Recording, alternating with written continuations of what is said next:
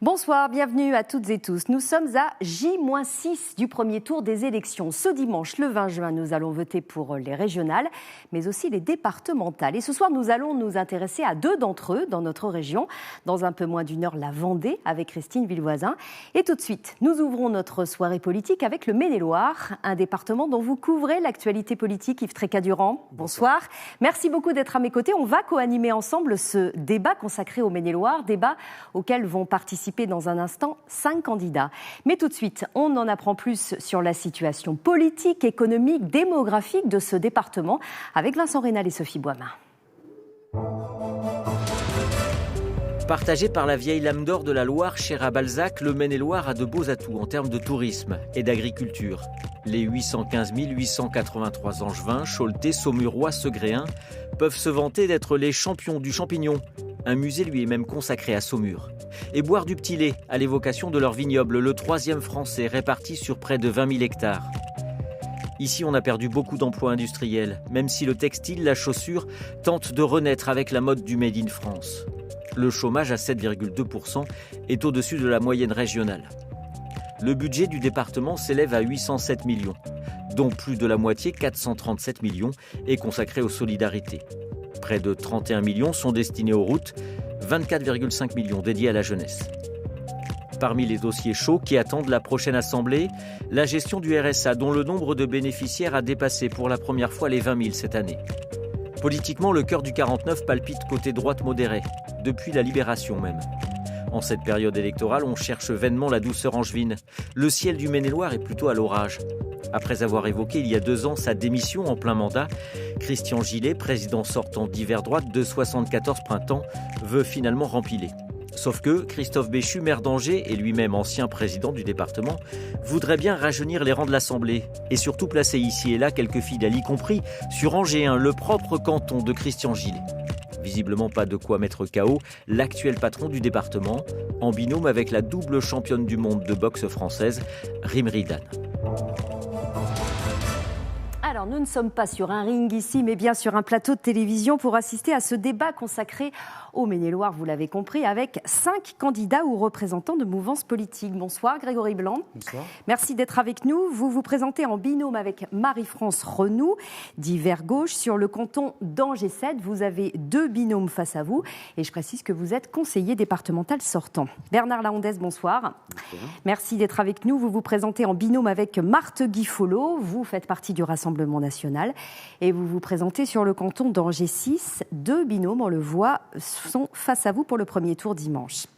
Simon Hollet, bonsoir. Bonsoir. Vous n'êtes pas candidat sur cette élection départementale, mais vous allez porter la voix de votre parti La République En Marche, puisque vous en êtes le référent départemental pour la Loire-Atlantique.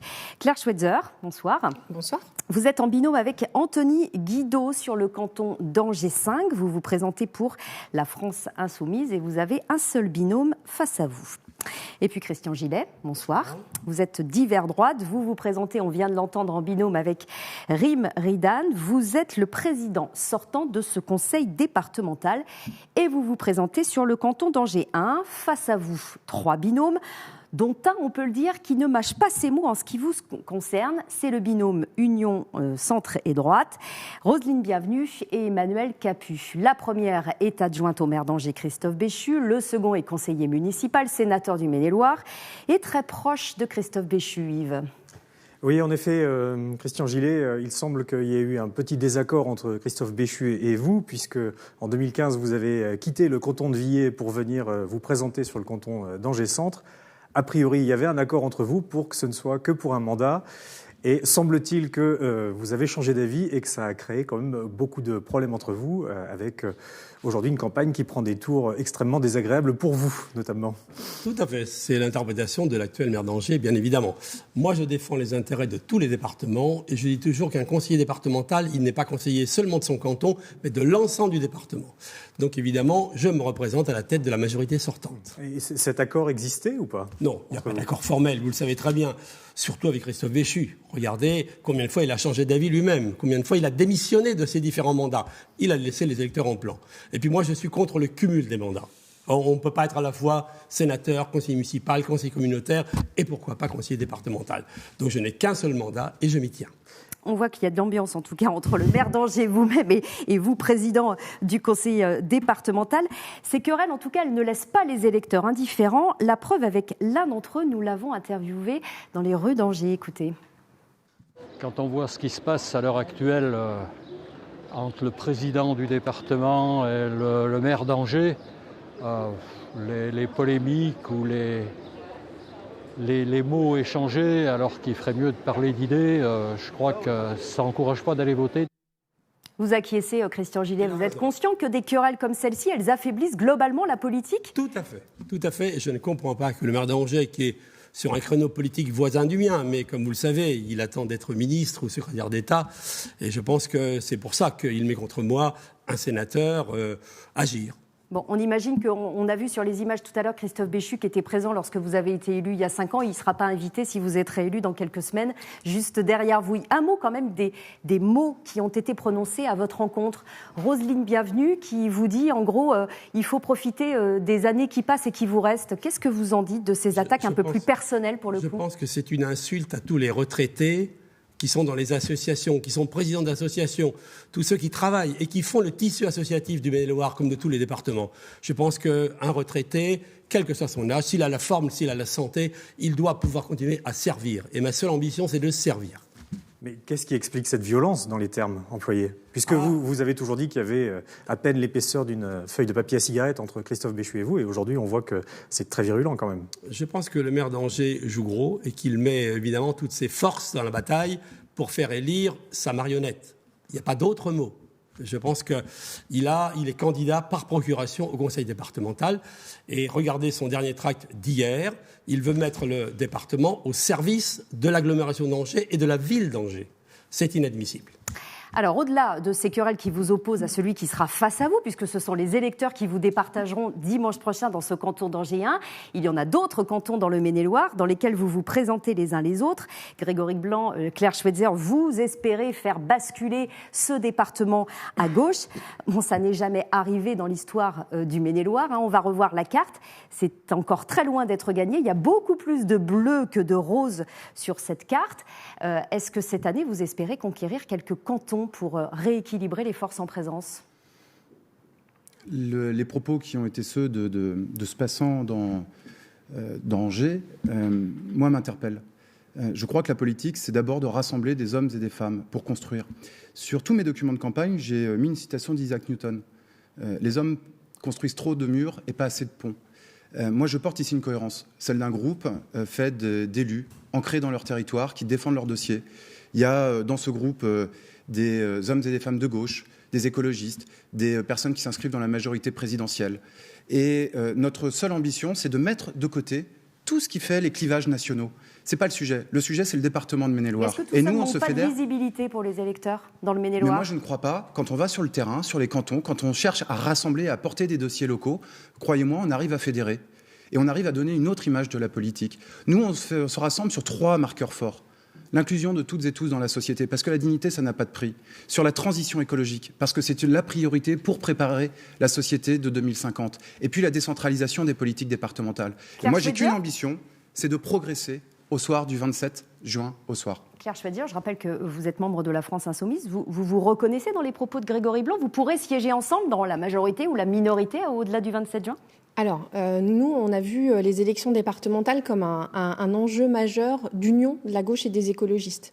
Donc, ce qu'on a fait dès le départ, en discutant aussi avec les élus sortants, évidemment, c'est de se dire, lors des dernières élections, qu'est-ce qu'on a entendu le plus ? En particulier sur Angers, mais aussi ailleurs. Vous partez pas unis, ça trouble le message aux électeurs, ça nous dégoûte presque d'y aller, donc faites quelque chose. Donc on a très rapidement décidé de se mettre autour de la table et de voir comment on pouvait mettre à plat certaines différences. Et on a obtenu sur la plupart, même la quasi-totalité des cantons du département, une liste unique de la gauche et des écologistes. Mais qui ne s'affiche pas comme telle. tellement pour les électeurs? C'est un petit peu compliqué pour un électeur de s'y retrouver dans le Maine-et-Loire. Ça a été celui-là. Dans le Choletais et dans les Mauges, vous avez le territoire qui a fait une conférence de presse et un communiqué de presse pour annoncer justement qu'on était sur une union de la gauche et des écolos. Sur les cantons angevins, on est exactement sur la même thématique, union de la gauche et des écologistes. Vous avez le canton 1, par exemple, qui nous représente avec ELV et LFI. Donc vous avez réussi en fait au niveau départemental, ce qui n'a pas réussi au niveau régional. Tout à fait, et on en est plutôt fiers au niveau départemental parce que justement ça nous a grandement facilité la vie. C'est pas une évidence pour les organisations politiques, ça on sait, donc ça a nécessité pas mal de discussions, mais on a réussi à le faire et le retour des électeurs, et on verra cela si est ça très bon. Suffira au soir du 27 juin. Bien. Simon Lay, vous arrivez donc aux responsabilités à La République En Marche. La République En Marche, on retrouve des gens qui viennent un petit peu de la droite, un petit peu de la gauche. Comment vous vous positionnez par rapport à ce paysage politique nouveau et comment vous comptez vous inscrire dans la politique départementale? Exactement comme vous venez de le décrire. Nous sommes et de droite et de gauche, on l'a toujours prôné. Nous avons un gouvernement qui a fait entrer des personnalités de droite, des personnalités de gauche. Notre objectif, concrètement, c'est de faire avancer le département avec une majorité qui soit, en effet, aux couleurs de droite et de gauche. Alors, c'est de droite jusqu'où et de gauche jusqu'où? Par exemple, jusqu'à la France Insoumise, jusqu'au Rassemblement National? Certainement pas. Pour les deux ou pour l'un des deux? Évidemment. Alors, La République En Marche s'inscrit évidemment contre tous les extrêmes.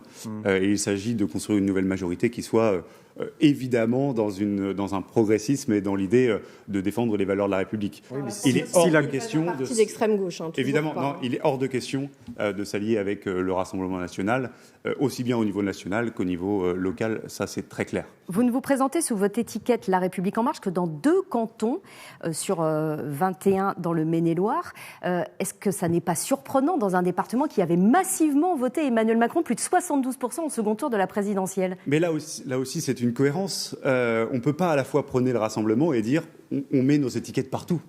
Sauf qu'il y a des départements où La République En Marche a réussi à présenter des candidats dans la majorité des cantons. Là, 2 sur 21, on ne peut pas dire que ça soit la majorité quand même. Alors, en effet, les départements que vous citez, généralement, c'est des situations où, en effet, les partenaires n'ont pas souhaité suivre. Mais La République En Marche, c'est un parti qui tend la main, en règle générale. Ou alors elle n'a pas le choix, c'est qu'elle n'a pas le choix, c'est qu'elle n'a pas trouvé de candidat. Est-ce que ça peut être votre cas, sincèrement? C'est pas une question où on n'a pas trouvé de candidat, c'est qu'on présente en effet des candidats, on soutient des candidats. Par exemple, sur Angers 1, nous aurons des candidats contre Christian Gillet. Nous soutenons très clairement Emmanuel Capus et Roselyne Bienvenue, parce qu'on veut un renouvellement. Et qu'on ne peut pas vouloir un renouvellement. Et vous cautionnez leurs propos, sincèrement? Est-ce que vous cautionnez leurs propos par rapport à Christian Gillet? Si on y revient rapidement, on ne va pas passer le débat sur tout ça, mais en effet, quand on même. va débattre sur les propos, mais concrètement, je crois que le fond est là. C'est-à-dire qu'il faut changer le personnel politique. On l'a fait en 2017 et il faut continuer à le faire sur les territoires. Il y a un moment donné, quand on veut changer les pratiques, il faut un peu changer ceux qui sont aux commandes. Vous pensez que Madame Bienvenue, c'est le renouvellement ? Je crois que d'une part, elle n'a pas fait de mandat au conseil départemental. Je crois que concrètement, c'est pas une question d'âge. Et d'ailleurs, non. D'accord, je suis heureux de vous l'entendre dire. Si c'était une question d'âge, concrètement, là, on pourrait évoquer les propos qui ont été tenus par Emmanuel Capus. Là, c'est pas une question d'âge. C'est qu'à un moment donné, ça fait 44 ans que vous êtes élu au conseil départemental. En tout cas, non, pas 44 ans au conseil départemental. Je m'excuse. Vous avez mal. Il y a un moment donné, il faut. J'étais maire de Vie à l'époque. Oui, pas pareil. En tout cas, je le rappelle, ce sont les électeurs, parce qu'on ne va pas passer toute l'émission à parler de votre canton et de la situation politique et des crispations qu'il y a sur ce canton d'Angers 1. Ce sont les électeurs qui départageront dimanche et peut-être le suivant, le 20 et 27 juin. Bernard Lahondès, vous n'avez jamais eu d'élu du Rassemblement national ou Front national au département. Est-ce que vous espérez que cette année, pour la première fois, il y aura des élus RN? Tout à fait. Nous l'espérons. Sur quel canton vous misez? On compte beaucoup sur le canton de Tiercé, entre autres, Noyant aussi. Là où vous faites vos meilleurs scores, d'ailleurs, sur l'ensemble des élections, quelles qu'elles soient. C'est ce qu'on espère, oui. Pour porter quelle voix dans un conseil départemental? Le Rassemblement national, il fait la différence sur quoi dans un département? Puisqu'on sait qu'il y a beaucoup de dépenses contraintes. Oui, tout à fait. Il fait la différence sur ses propositions, tout particulièrement des propositions qui ne sont pas forcément d'État, on va dire, globalisées ou autres, qui sont abstraites pour les électeurs, mais des propositions concrètes sur le terrain. Alors soyez plus précis, parce que là c'est très abstrait ce que vous nous dites sur une proposition concrète. Par exemple, on va aborder le sujet des routes. Moi, je prône ce qui n'a pas été fait, et pourtant je l'avais déjà évoqué lorsque j'étais déjà élu, de reboiser les routes départementales avec des espèces remarquables comme le chêne, les peupliers, les platanes et autres, afin de faire chuter la température sur les routes. On arrive aujourd'hui à 80% quand même de restitution en rayonnement de la réverbération en chaleur. Donc ça, c'est une de vos propositions. Voilà. Alors, je ne sais pas, puisque je vais rester avec vous pour vous poser la première question de ce débat qui va tous vous concerner, parce que je vous poserai tous la même question. On y reviendra sur votre programme après, promis, monsieur Laondès. Quel serait votre... Je vous demanderai en une minute. On va avancer parce que le temps passe déjà très vite. Non, même pas. Je vais répondre à ces messieurs et surtout monsieur. Aujourd'hui, on est confronté quand même avec une certaine malhonnêteté, il faut le dire, dans la candidature de certains de vos colistiers, autant à gauche que vous-même.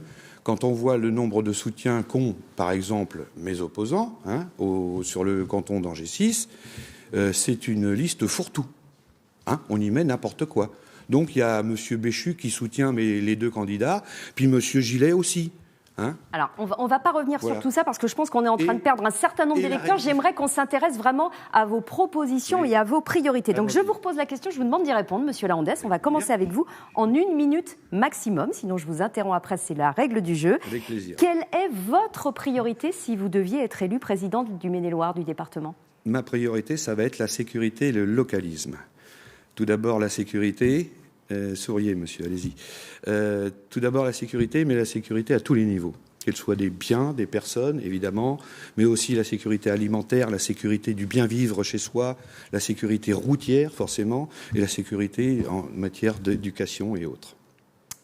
Et vous parliez d'une deuxième priorité, la sécurité, le localisme. Le localisme, c'est bien sûr de développer les filières courtes et de faire en sorte que notre réseau puisse y contribuer et faire en sorte aussi que ce localisme développe notre département. Et là, vous êtes en phase avec la tête de liste régionale Hervé Juvin, qui est le président du mouvement Les Localistes. Simon Hollet, quelle serait votre priorité ? Bon, vous n'êtes pas candidat à cette élection départementale à titre personnel, mais si la République En Marche devait peser sur l'action d'un département comme le Maine-et-Loire, ce serait quoi la priorité ? C'est un petit peu ce que j'ai développé tout à l'heure, c'est-à-dire qu'il faut absolument renouveler les pratiques. On ne peut plus continuer avec un département gestionnaire où il s'agit tout simplement de compter aux petits sous qu'est-ce qui va arriver à la fin du mois. Mais monsieur, concrètement, laissez-le finir, c'est la priorité. Ruiner le département. Il s'agit de renouveler les pratiques, il s'agit de ne pas reproduire ce qui s'est passé par exemple dans le Saumurois avec la fermeture des tourelles dans le cadre de la protection de l'enfance, on en reviendra. Ce qui s'est passé avec la fermeture, non-fermeture du collège Yolande d'Anjou, qui d'ailleurs en ce moment est en train aussi de se remobiliser sur d'autres questions. Et de fait, si on parle de renouvellement des pratiques, c'est renouveler le personnage politique. Tout simplement, on ne peut pas dire on va changer les méthodes sans changer le personnage politique. Vous l'avez déjà évoqué, donc... c'était votre priorité. Grégory Blanc, votre priorité si vous arrivez à la tête de ce département ? Il y a une priorité qui va traverser l'ensemble du mandat, qui est transversale, c'est la transition écologique. Mais au-delà de ça, il y a une urgence aujourd'hui, c'est celle de l'insécurité. Il n'y a pas un jour sans qu'on me parle d'insécurité. On sort du confinement, on voit une situation tendue. Évidemment, cette sécurité ou cette insécurité, elle a un visage multiple. C'est pas la même quand on est en 2e et 3e couronne où on est confronté à des vols que lorsqu'on est en quartier prioritaire où on voit des émeutes et des violences interquartiers ou lorsque même il y a des places mixtes où on voit des trafics se développer. C'est pas une compétence a priori du département, la police. Mais la police, aujourd'hui, elle intervient lorsqu'il y a le feu. Le sujet, c'est de remettre de l'humain là où il a disparu. Le département, il gère les éducateurs de rue. Aujourd'hui, il y a 5 éducateurs de rue sur le quartier de la Roseraie, 3 à Trélazé, 3 pour l'ensemble de la ville de Saumur. Notre rôle, c'est de renforcer la prévention spécialisée et de multiplier par 3, et ce sera la première mesure, multiplier par 3 le nombre d'éducateurs spécialisés d'ici la fin de l'année. Merci Grégory Blanc. Christian Gillet, si vous êtes réélu à la tête du département, votre priorité ? Alors j'en ai 2. La première, c'est de mettre en œuvre le schéma de développement des mobilités douces, parce que c'est un sujet d'actualité tout à fait. Donc nous avons établi un schéma départemental cyclable. Nous avons actuellement 775 km de pistes cyclables, mais plutôt orientées tourisme. Et maintenant, il faut orienter vers l'usage du quotidien. c'est-à-dire le déplacement domicile-travail, et on commencera par les collèges, par les centres-villes, par les zones d'activité. Donc on a voté ce schéma, il faut maintenant le mettre en œuvre, c'est une priorité. La deuxième, c'est de revaloriser l'attractivité du métier d'assistant familial. On parlera de l'enfance tout à l'heure, il faut absolument qu'on trouve des familles d'accueil pour les enfants de plus en plus nombreux qui sont confiés au département. Donc il faudra revaloriser, par exemple de 10% le salaire des assistants familiaux, comme on vient de le faire pour les services d'aide à domicile. On va l'évoquer dans un instant. Et puis Claire Schweitzer, vous refermez cette question consacrée à la priorité qui serait la vôtre si vous étiez élu à la tête du département. L'état d'esprit de nos listes d'Union de la gauche et des écologistes, c'était de remettre le département au cœur de sa compétence initiale qui est la solidarité. Alors, c'est un budget extrêmement important, c'est plus de 70% du budget, mais on pense que c'est là-dessus qu'on peut travailler la question de la solidarité des territoires et de s'adresser aux publics qui sont les plus fragiles. Donc moi, je vais vous parler concrètement. Une de nos mesures fortes sur notre canton en particulier, elle est à destination des personnes âgées, c'est de permettre le maintien à domicile en débloquant dès le début du mandat une aide de 1 000 € qui permettra le maintien à domicile des personnes les plus qui sont en passe d'être dépendantes et qui veulent travailler sur leur autonomie. On souhaite également expérimenter le RSA jeune et pour ça, on sait qu'on aura le soutien de la région. Elle passe à gauche avec à sa tête Mathieu Orphelin pour nous accompagner sur... Ou Guillaume Garot. Ou peut-être Guillaume Garot, on verra bien le vin. Pour cela, on aura besoin de l'intégralité des partenaires du territoire, que ce soit les associations ou les habitants et les élus, pour pouvoir mener ça bien. Et évidemment, la transition écologique qui va guider tout notre chemin. Priorités, on vient d'entendre vos 5 priorités. Il y en a un que vous avez évoqué, Christian Gillet, un sujet polémique, Yves, c'est l'aide sociale à l'enfance, polémique en tout cas dans le Maine-et-Loire. Oui, c'est vrai que sur le mandat qui s'achève, ça a été le point de friction le plus important. C'est un projet que vous avez mis en œuvre en 2016, en suivant, il faut le dire, une des recommandations de la Chambre régionale des comptes, qui disait qu'il fallait réformer un petit peu le schéma d'accueil des enfants placés par la justice. En Maine-et-Loire, il y a environ 2000 enfants qui sont placés. La façon dont ça a abouti a conduit à des manifestations très importantes. Vous avez été beaucoup critiqués. Aujourd'hui, vos opposants disent qu'il y a de l'ordre de 200 enfants qui sont sans solution dans le département. Qu'en est-il ? Est-ce que cette réforme a été menée comme il aurait fallu le faire ? Où est le problème et que regrettez-vous ? Alors, avant d'entendre votre réponse, Christian Gillet, je voudrais qu'on écoute une représentante syndicale CGT de l'aide sociale à l'enfance qui nous dépeint un petit peu la situation selon elle, et on réagit après. Nous avons eu quand même 130 licenciements. Même s'il y a eu de l'embauche derrière, ça ne s'est pas fait avec la même qualité d'expertise, puisqu'on a pris des salariés débutants, quelquefois pas qualifiés ou moins bien qualifiés. On a créé énormément d'insécurité, on a tout déstabilisé, on a déplacé les enfants, on a déplacé les équipes, on a cassé les équipes. Donc effectivement, c'est une vraie catastrophe dont on ne se remet qu'à peine. Les mots sont forts, Christian Gillet, une catastrophe dont on se remet à peine. Est-ce que vous avez sincèrement des regrets sur cet appel à projet ? Alors, sincèrement, non. Je crois que ce sujet, il est trop grave, parce qu'il fait appel à l'humain, à l'enfant, pour être traité avec des invectives comme j'en ai reçues et comme j'en ai vues. Je suis médecin, vous le savez. J'ai même été médecin accoucheur et j'ai suivi plusieurs milliers d'enfants pendant les 30 ans de ma vie professionnelle. Donc je suis très attaché à ce dossier qui est le premier dossier du département et le premier budget aussi du département. Plus de 2000 enfants placés, dites-vous, placés par la justice, pas par le département, sur près de 5000 enfants suivis, dont 500 mineurs étrangers. C'est un sujet qui s'est exacerbé avec la crise. D'ailleurs, j'ai ici un article du journal Le Monde qui dit « L'aide sociale à l'enfance à bout de souffle ».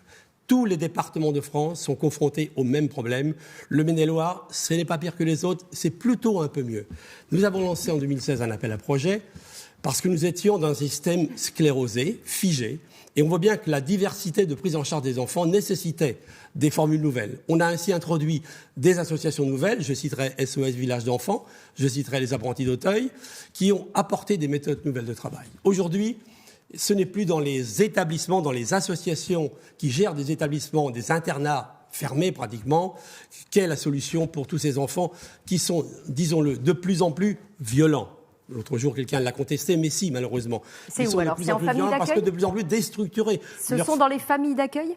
Alors, je pense que orienter les familles d'accueil, effectivement, c'est la méthode éducative la plus sûre. On va regarder les chiffres. 2000 enfants placés, vous le disiez Yves, dans le Maine-et-Loire. Depuis le début de la crise sanitaire. 40% en famille d'accueil. Il en faut de plus en plus, vous l'avez dit. On va laisser circuler la parole. Grégory Blanc, est-ce que vous considérez que l'appel à projet de 2016 et depuis ses conséquences et sa mise en application ont fait avancer dans le bon sens la situation? Un gâchis. Il y a eu une réponse administrative à un problème politique qui a coûté la bagatelle de 10 millions d'euros aux contribuables. Ce que disait la Chambre régionale des comptes, contrairement à ce qu'a évoqué M. Tréca-Durand, c'est qu'il fallait inverser la tendance en Maine-et-Loire.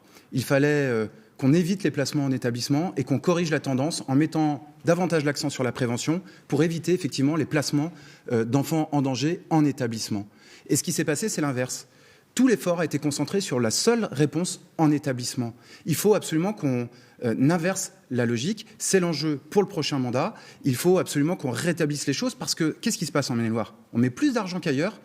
Et sur l'ensemble de ce mandat, on a aggravé la situation en baladant des enfants. Donc vous reviendrez sur l'appel à projet? Mais évidemment, il faut revenir avec une contractualisation association par association pour qu'on irrigue les associations dans chacun des territoires, pour qu'on arrive à apporter une réponse localisée. On peut pas répondre à tous les problèmes de manière locale parce qu'il y a une diversité d'enfants. Par contre, il y a un certain nombre de problèmes, si on développe la prévention, qu'on peut corriger en ayant une action avec les établissements scolaires, avec les associations locales. Il faut qu'on crée des synergies, on y reviendra certainement tout à l'heure. Mais est-ce que la proposition de la gauche de lancer des états généraux de la protection de l'enfance dès le mois de septembre, est-ce que c'est une proposition qui n'est pas un peu démagogique? Parce que finalement, c'est un problème extrêmement complexe. C'est pas démagogique parce que la protection de l'enfance, c'est le grand échec de la majorité de M. Gillet sur ce mandat. Samedi encore au marché, je croisais un ancien éducateur qui me disait, mais de manière tellement sincère et en colère, de ce qu'il peut voir d'enfants qui sont déplacés d'un bout à l'autre, la pouponnière à Angers qui ferme, avec des parents qui doivent aller voir leurs enfants à Baugé. Et les appels à projets, c'est mettre des associations en concurrence alors qu'on parle d'humains, on parle d'enfants, de nos enfants, de 4000 enfants au total. Et oui, les assises, il faut tout remettre à plat parce qu'il y a quelque chose qui est rompu, c'est le lien de confiance avec les associations, les travailleurs sociaux, les familles. Il faut avoir envie d'être famille d'accueil dans un contexte aussi particulier et difficile. Donc vous êtes pour, par exemple, ce que disait M. Gillet tout à l'heure, de revaloriser d'un point de vue salarial ces familles d'accueil? Bien sûr, il faut revaloriser, il faut redonner des moyens, il faut redonner confiance. Et ces assises-là, c'est pas de la démagogie, c'est au contraire remettre à plat, retisser le lien de confiance avec les acteurs et non pas faire de l'appel à projet parce que on peut gérer peut-être certaines choses dans le domaine commercial ou dans les entreprises avec des appels à projets. Si vous voulez faire de la com, on peut faire des appels à projets. Rapidement, mais pas Gillet, quand on parle de l'humain. C'est pas possible. Il n'y avait pas d'accueil de fratrie avant. Maintenant, il y a des accueils de fratrie. Mais vous n'avez pas besoin d'un appel à projet. Avant, il n'y avait pas de territorialisation. Les enfants faisaient des dizaines de kilomètres pour aller voir leurs parents. On a rapproché le lieu des enfants des parents. Vous pensez que c'est l'appel à projet sur une mission d'intérêt général qui peut fonder ce genre de progrès? C'était à vous, M. Gillet, de proposer, de vous concerter avec les travailleurs. Nous avons proposé, en lien avec la Chambre régionale des comptes, qui disait effectivement que le coût d'un enfant en Maine-et-Loire était 30% supérieur à celui des autres départements pour un bénéfice qui était nul. Donc c'est une approche qualitative. Donc vous poursuivrez dans cette voie-là. Bernard Lahondès, qu'est-ce que vous en pensez de ce débat? Quelles sont vos propositions sur ce sujet très important dans le Maine-et-Loire? Écoutez, déjà, on peut constater les sous-effectifs. Ça, c'était un vrai problème. D'autre part, il n'y a quasiment plus qu'une association qui soutient l'effort de contrôle. Et le souci, c'est qu'il faut les aider. Donc si vous dites qu'il y a sous-effectif, vous considérez qu'il faut embaucher? Absolument. Combien de personnes?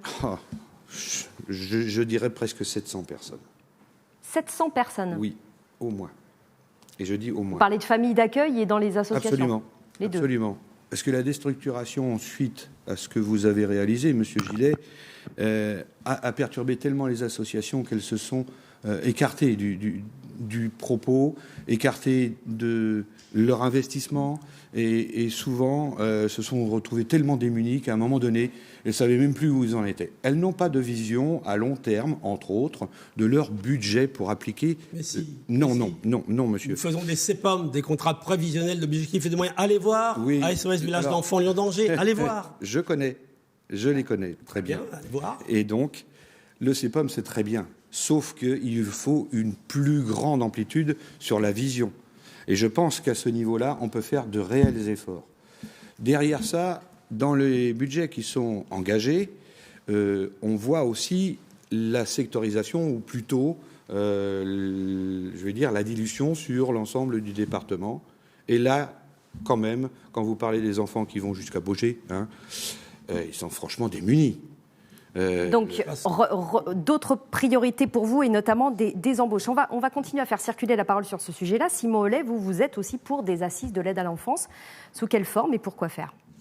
L'objectif, c'est toujours la même chose, c'est de mettre autour de la table les acteurs qui agissent au quotidien. C'est ça, c'est tout bête. Mais ça n'a pas été fait. On est encore une fois dans une gestion comptable. Et quand on parle en effet d'humain, c'est incroyable d'y ajouter des chiffres. La question, c'est qu'en effet, il faut plus d'éducateurs. Il faut plus de formation pour les éducateurs qui sont déjà en place.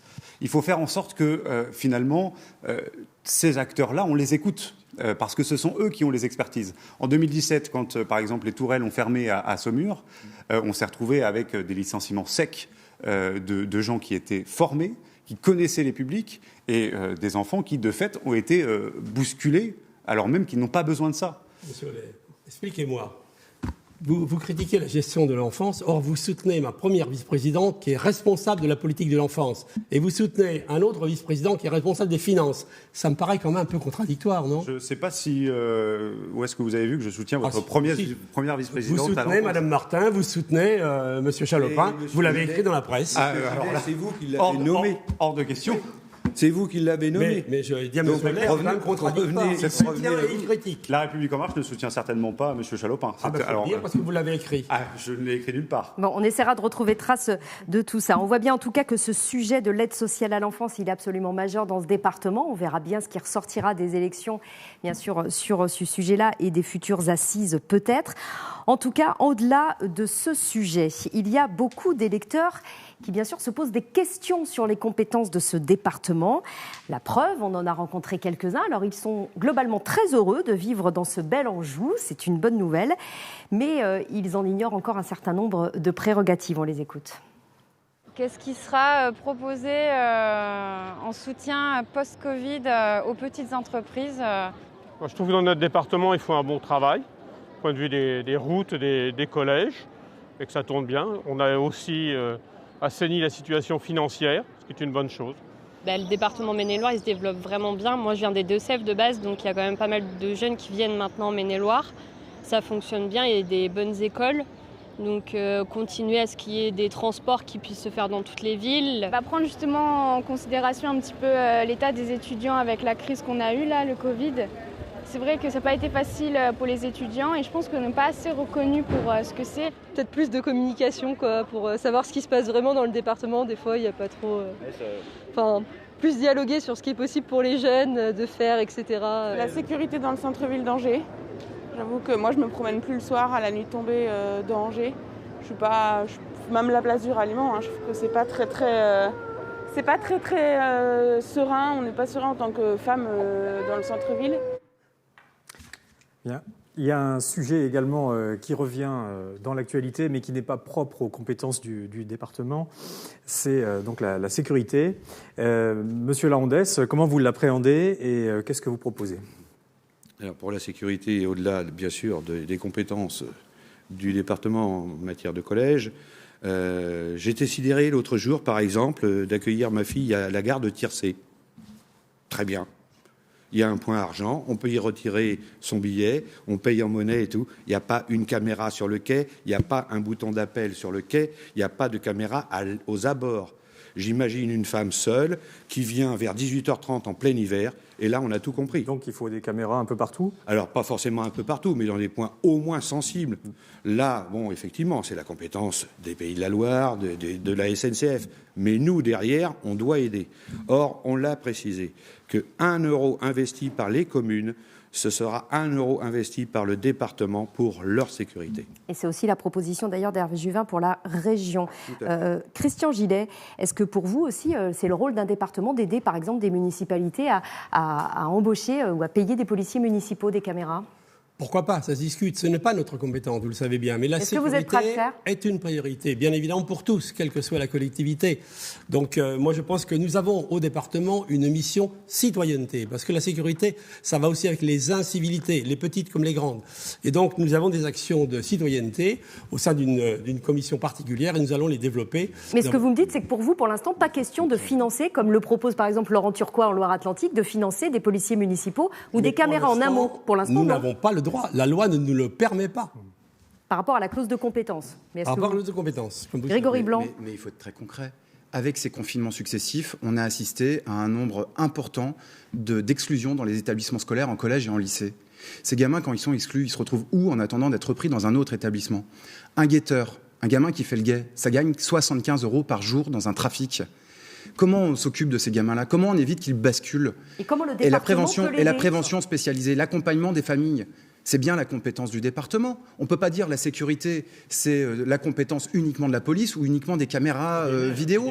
Il faut, à un moment donné, qu'on ait une réponse coordonnée. Jean-Louis Borloo, et je citerai juste Jean-Louis Borloo, il disait, pour qu'on ait un territoire apaisé, il faut qu'on ait une réponse coordonnée entre la police, la justice, la réponse sociale, la réponse éducative. Donc le département doit jouer et doit assumer sa responsabilité. J'imagine, Claire Schweitzer, en un mot, que vous êtes d'accord. On ne va pas sur ce point-là. Je pense qu'on peut dire qu'on est d'accord et que l'essentiel, c'est que le département agisse en faveur de l'emploi, de la solidarité et qu'on prenne en amont les difficultés. Donc prévention spécialisée, évidemment, mais il ne faut pas être sur un débat électoraliste et jouer avec les peurs des gens en disant, comme mon opposante sur le canton 5, qui va aller proposer sympathiquement aux élus du canton qui est adjointe de des caméras de vidéosurveillance. Je pense que ce n'est pas la solution et que c'est à visée électoraliste. Il faut parler solidarité et sécuriser les gens dans leur situation sociale. En un mot, Simon Hollet. En un mot, il faut agir par la prévention. Et je crois qu'on pourra se retrouver avec certains de mes débatteurs aujourd'hui. Il faut agir par la prévention et puis, à un moment donné aussi, voir les résultats de ce que le gouvernement met en place aussi au niveau local avec énormément de policiers qui arriveront aussi dans nos territoires. Pas assez, disent les maires et les présidents de département. Pas assez de policiers nationaux, notamment. Alors, parmi les compétences du département, Yves, il y en a un qui est majeur, c'est la gestion des collèges. Et sur ce sujet-là, sur le dernier mandat, le moins qu'on puisse dire, c'est que les réformes, là encore, ont été difficiles à faire passer. Difficile, voire impossible, Christian Gillet. Un schéma qui avait été établi. Vous souhaitiez, en fonction des effectifs dans les collèges, notamment fusionner 2 collèges à Saumur. On l'a dit tout à l'heure, Simon Hollet, donc Benjamin Delessert et Yolande d'Anjou.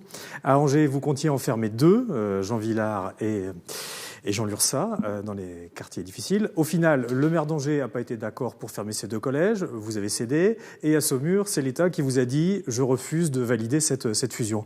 Alors, si on ajoute à ça la question du serpent de mer du collège de Beaupro qui est réclamé depuis des années, est-ce que c'est un dossier ingérable pour vous? Non, au contraire. C'est un dossier qu'on prend à bras-le-corps. Bon, vous n'êtes pas sans savoir que les effectifs sont en chute. Vous citez Saumur. À Saumur, l'autre collège, Mendès France, s'inquiète pour la rentrée prochaine parce que les effectifs baissent. Et il est contre les dérogations qui permettraient d'aller à Yolande d'Anjou. Parce qu'évidemment, il faut se répartir la pénurie. Globalement, il y a 3500 places vides dans les collèges publics de Maine-et-Loire. Il y a 50 collèges publics, comme vous savez. Et ces collèges en difficulté sont des collèges urbains, à l'exception d'Angers en ce moment. Mais évidemment, à Cholet comme à Saumur, les effectifs chutent. En milieu rural, les effectifs ont tendance à augmenter plutôt. Donc il faut revoir la carte et l'équilibre voilà. Il y a une sectorisation, vous savez, qui dit que tel élève doit aller dans tel collège. Nous l'avons revu il y a quelques années. C'est compliqué, évidemment, parce qu'il y a les intercommunalités qui sont intervenues. La réforme est intervenue. Donc chacun veut aller dans le collège de son intercommunalité. C'est compliqué. Et puis les maires ne veulent pas que les collèges ferment dans leur commune. Et vous avez cité Beaupro. Beaupro est inscrit au calendrier du département. Beaupro se fera. Grégory Blanc, Claire Schweitzer. Parce que le collège de Beaupro, c'est un peu un marronnier, effectivement. Non. Et les habitants attendent les que le collège... Les études techniques sont commencées, madame. Oui, mais vous prenez tout votre temps. Et on se demande un peu si, dans ce cadre-là, vous n'avez pas tendance à oublier un petit peu les collèges publics et l'enseignement public, qui sont le cœur du maillage du territoire et auquel chaque parent, chaque enfant a le droit, à proximité, sans faire des kilomètres en transport en commun ou en voiture. Chaque parent a le choix. Chaque parent doit avoir le choix. Et vous nous dites le collège public, en un mot, le collège public de Beaupro, il verra le jour si vous êtes réélu ? Tout à fait, puisqu'il a été voté par la précédente mandature. Donc, les études sont en cours, on les aura avant la fin de l'été. Et donc vous vous engagez sur une date d'ouverture ? Puisque c'est ce qu'on vous demande là. 2023-2024. Bon. Ok, on retient la date. C'est assez proche. Il aurait été judicieux que ça soit réalisé sous votre mandat, monsieur. Oui, vous savez, on vient de construire un collège à Durtal, on est en train de rénover les collèges du Lourou-Béconnet, celui de Beaufort-en-Vallée. Nous avons toujours 2, 3, 4 collèges en rénovation. Les finances ne suivent pas forcément. Simon Hollet, vous avez mis un sacré temps. Simon Hollet, en un mot sur la carte des collèges. Là aussi, on a des engagements qui ne sont pas tenus. Il s'agit donc de tenir tout simplement les engagements sur Beaupro. Espérons que celui-ci sera tenu si il y a élection. Et puis en effet, alors moi, en étant saumurois, je peux en témoigner. Il y a un moment donné, on prône la proximité. Je suis moi-même enseignant. On est beaucoup plus efficace quand on est dans des petites structures, dans les plus petites structures. Et le choix de l'État... Même s'il y a une baisse d'effectifs. Le choix de l'État qui a été fait pour le collège Yolande d'Anjou à Saumur, ça a été celui de la proximité. C'est de se dire qu'il y a un moment, en effet, il vaut mieux avoir des petits collèges qui permettent, en effet, d'avoir un meilleur enseignement et donc une égalité des chances pour tous. Quand on parle de temps de transport, là aussi, c'est important. Alors, on ne parle plus de Yolande d'Anjou, mais pour Beaupro, il faut faire en sorte que les enfants, les collégiens, aient accès aux services publics. Et les collèges, ça fait partie du premier service public qu'on donne à nos concitoyens. Vous êtes en contradiction avec la réflexion académique. Est-ce qu'on peut fermer un collège, finalement, dans un département ? Écoutez, un petit collège de moins de 200 élèves, comment voulez-vous qu'il ait des options à proposer? Et ça Comment se les profile professeurs pour certains collèges être stables? Ça se profile pour certains collèges, moins de 200 élèves? Vous avez plein d'options, justement. Et justement, c'est ce challenge-là qui a été créé au sein du collège Yolande d'Anjou. Vous avez énormément d'options qui, justement, donc pour attirent... vous, ce n'est pas un problème. L'effectif n'est pas un argument. Devrait peut-être donner des moyens. Grégory Blanc, vous connaissez ces dossiers, vous êtes conseiller départemental sortant. Je laisse les uns les autres parler, mais ce qui me paraît important sur un territoire, c'est qu'on soit capable de fédérer, qu'on soit capable de réunir, de rassembler. Derrière un établissement, derrière un collège, c'est la capacité à affirmer une ambition éducative. Avec Jean-Paul Pavillon, maire des Ponts-de-Cé, on défend une idée simple. PEG, projet éducatif global. Le fait que dans les communes, on arrive à réunir les parents, on arrive à réunir les associations locales et les rassembler avec la communauté éducative. Et quand on arrive au collège, c'est fini. Il faut lutter contre ce qu'on appelle les orphelins de 16 heures. C'est-à-dire qu'après les cours, qu'on ait des gamins qui se retrouvent sans aucune activité.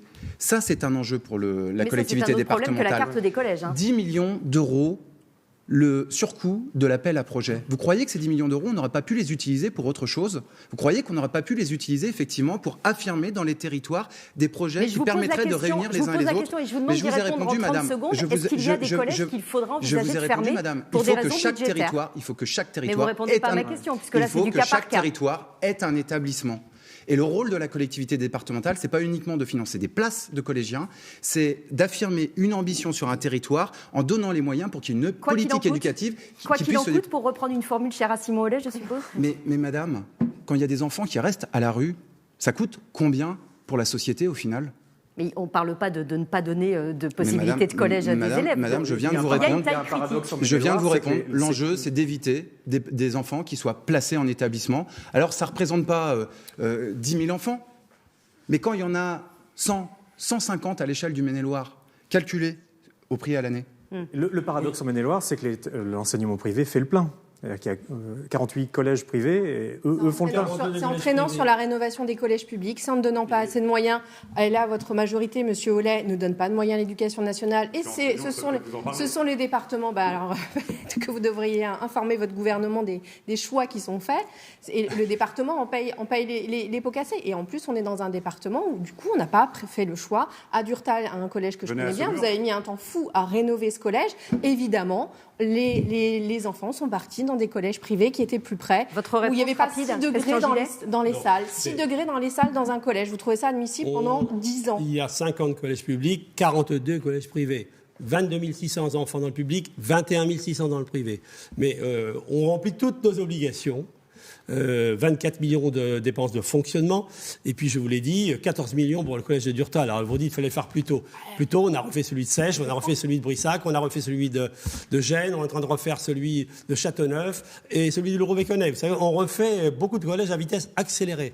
Et en tout cas, on se souvient, pour clore ce sujet-là, que vous avez pris l'engagement sur ce plateau. Le collège à Beaupro, ce serait pour 2023-2024. On va à présent ouvrir. Il nous reste... Monsieur Laondès, vous avez raison. J'écoute votre point de vue sur les collèges et on va passer à une dernière partie de ce débat, s'il vous plaît. Pour nous, il est hors de question que les collèges soient fermés. Au contraire, à la limite, si les élèves venaient quelque peu à déserter le collège, eh bien, il faudrait qu'on recentre et profitent de cette occasion justement pour élever l'enseignement, pour profiter de ce temps qui nous permettrait de donner à des enfants encore plus de chances face à l'avenir. Mais il y a une chute de la natalité, vous le savez très bien. Oui, et il y a aussi une désertification des villes. La question, après, on revient, pourquoi les gens s'en vont des villes ? Voilà. En tout cas, vous nous dites pas question de fermer des collèges et éventuellement un rééquilibrage aussi entre la ville et la campagne. Merci sur ce sujet-là. On va à présent, il nous reste un petit peu plus de 8 minutes, ça passe très vite dans ce débat. Vous posez des questions pour, contre et je vous demanderai d'y répondre rapidement. Quand je dis rapidement, c'est de nous dire pour, contre, avec une petite argumentation, pas plus. Pour, contre, Yves, une privatisation partielle de Terra Botanica. La question mérite d'être posée dans ce département. Mérite d'être posée. Le parc fête ses 10 ans. Il a coûté 130 millions d'euros. Et il coûte encore tous les ans à la collectivité qui doit verser une subvention. Cette année, de mémoire, ça doit être de l'ordre de 850 000 euros. Il n'arrive pas avec sa fréquentation. Alors, si on accepte évidemment la crise sanitaire qui a perturbé la donne, mais il n'a jamais atteint ses objectifs en termes de fréquentation. Il n'a jamais été autonome financièrement. Est-ce qu'il faut ouvrir le capital à la privatisation ? Faut-il le privatiser totalement ? Quand ? Christian Gillet ? Ouvrir le capital, oui. D'ailleurs, nous le préparons avec le maire d'Angers pour les années qui viennent. On a un contrat pour 3 ans, à l'issue duquel on ouvrira le capital. Mais à qui ? Le département. Et dans quelle mesure ? Par exemple, à la Caisse des dépôts. Le département et la ville d'Angers resteront majoritaires. Il appartient, vous le savez, au conseil départemental. Pas question de le privatiser totalement. Non, parce que il a. C'est pas Euro Disney qui prendra la tête de Terra Botanica, par exemple. Il a une mission publique, vous savez, puisqu'on accueille énormément d'enfants et de collèges notamment. Donc il a une mission de service public. Et puis c'est un parc écologique. Bon, c'est un parc de biodiversité. Donc je pense que sa fonction elle est essentielle dans le temps présent. Donc vous nous dites oui à la privatisation partielle. Grégory Blanc ? Pour que la région prenne la main sur le dossier. L'attractivité, c'est sa compétence. La région, le conseil régional. La région régional doit prendre la main sur le dossier Terra Botanica en ouvrant à d'autres acteurs. Mais la compétence du département, c'est les maisons de retraite, les collèges, c'est la protection de l'enfance, c'est les routes départementales. Donc que la mairie d'Angers et le département transfèrent à la région la ville d'Angers choisira ce qu'elle compte faire. Mais le rôle du département, ça n'est pas de financer les déficits de Terra Botanica. C'est à la région de prendre la main parce que ce parc existe aujourd'hui. Donc pas de privatisation en faisant rentrer une entreprise privée dans le parc ? Moi, je n'en sais rien. Ce que je sais, c'est que l'argent du département doit aller pour financer les services publics et les missions du département. En un mot, Simon Hollet ? Simon Hollet ? Sur la question de Terra Botanica, je crois qu'en effet, il y a un moment donné, il va falloir peut-être penser à l'ouverture du capital pour que concrètement cette espèce de serpent de mer, comme vous l'avez appelé, commence par, à un moment donné, ne plus peser sur le budget du département, qui, comme l'a rappelé Grégory Blanc, n'a pas comme compétence première. Donc l'ouvrir à du privé, oui. Aux collectivités, aux autres collectivités, pourquoi pas ? À la région, pourquoi pas ? C'est pas pareil, c'est pas la même chose. Ça peut se négocier, mais encore une fois, il faudrait qu'il y ait déjà des investisseurs. Bernard Landès ? Écoutez, moi, j'ai vécu cette ouverture. C'est l'héritage de M. Béchu. Et puis, M. Gillet en a pris le relais. Et c'est quand même une grande nébuleuse au début, surtout en matière financière. Effectivement, vous avez évoqué 130 millions. 130 millions pour les Angevins soutenus par Angers et le département, c'est insupportable. Vous avez dit on a un déficit. Le déficit, cherchez pas, il est là et vos routes. Au-delà de ça. Donc, est-ce que vous êtes pour une privatisation partielle ? Je rejoins ce que disait Grégory. Je suis pour le transfert à la région.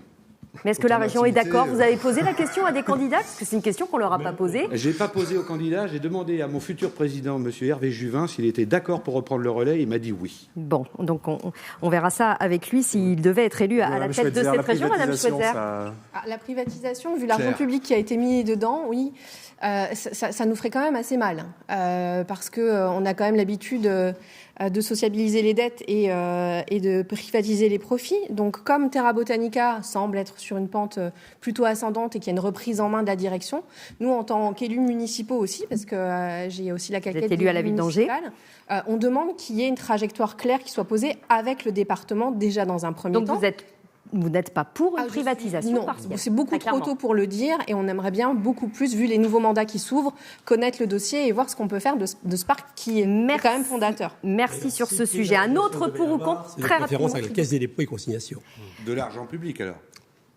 Pour ou contre une autre question. Yves, pour ou contre une fusion avec la Sarthe et la Mayenne pour le Maine-et-Loire? Oui, c'est un dossier qui avait été ouvert par Christian Gillet lui-même avec ses voisins de la Sarthe et de la Mayenne. Des rapprochements ont été opérés dans différents domaines, le tourisme fluvial, des achats de consommables, la numérisation des archives. Il y a un laboratoire commun aussi avec d'autres départements. Est-ce que ça doit s'arrêter là? Est-ce que ça doit aller plus loin? Est-ce que le débat qui se relance sur le rattachement de la Loire-Atlantique à la Bretagne justifie finalement que ces départements se serrent les uns contre les autres? C'est totalement indépendant du débat sur la Bretagne. Depuis déjà plusieurs années, la Sarthe, la Mayenne et le Maine-et-Loire, qui ont une sociologie commune, qui ont une histoire commune, se rapprochent petit à petit. Vous l'avez cité, Rivière de l'Ouest, etc.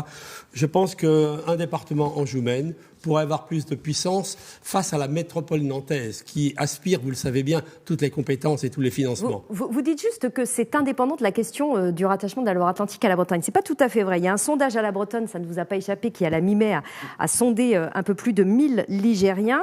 À la question si la Loire-Atlantique devait partir en Bretagne, 54% des habitants du Maine-et-Loire, de la Sarthe et de la Mayenne souhaiteraient la création d'une nouvelle région regroupant leurs 3 départements. Un super département. Vous en dites quoi, Grégory Blanc? Je suis assez extérieur à ce débat. Mon souci, c'est de financer les services publics départementaux, d'assurer leur continuité et de faire en sorte que la collectivité départementale... Mais cette question me paraît complètement incongrue. Le sujet, c'est de développer les capacités d'investissement à l'échelle du Maine-et-Loire et qu'il y a des partenariats avec les autres départements, comme il en faut avec les autres intercommunalités, comme il en faut avec les communes. Donc, aussi, pour porter des projets nouveaux. Et la mutualisation, pour vous, c'est suffisant? Mais la mutualisation, c'est une évidence. Simon Hollet? Mais qui est mutualisation, évidemment, qui est coopération, évidemment. Mais au-delà, est-ce que, sincèrement, vous avez entendu des gens dans la rue vous parler d'une fusion entre le Maine-et-Loire, la Sarthe et la Mayenne? Alors, on en parle finalement peu, mais c'est pas tant que ça de la politique fiction. Je vous rappelle que tous les candidats en Bretagne se sont prononcés pour un vœu pour sonder leur population sur un rattachement de la Loire-Atlantique à la Bretagne. Sur la Bretagne, on est d'accord. Qui aurait forcément une influence sur le reste de la région et les départements comme le Maine-et-Loire. Eh bien, à ce moment-là, nous poserons la question aux citoyens et peut-être que les citoyens exprimeront un souhait. Mais on n'en est pas là. Je crois que l'union ne fait pas forcément la force. La Loire-Atlantique n'est toujours pas en Bretagne. Bernard Laondès. Nous, on est totalement opposés à cette fusion.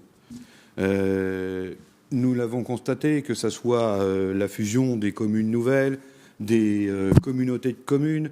À chaque fois qu'il y a un déséquilibre démographique, il y a un déséquilibre budgétaire, simplement sur le département, la commune ou éventuellement la communauté.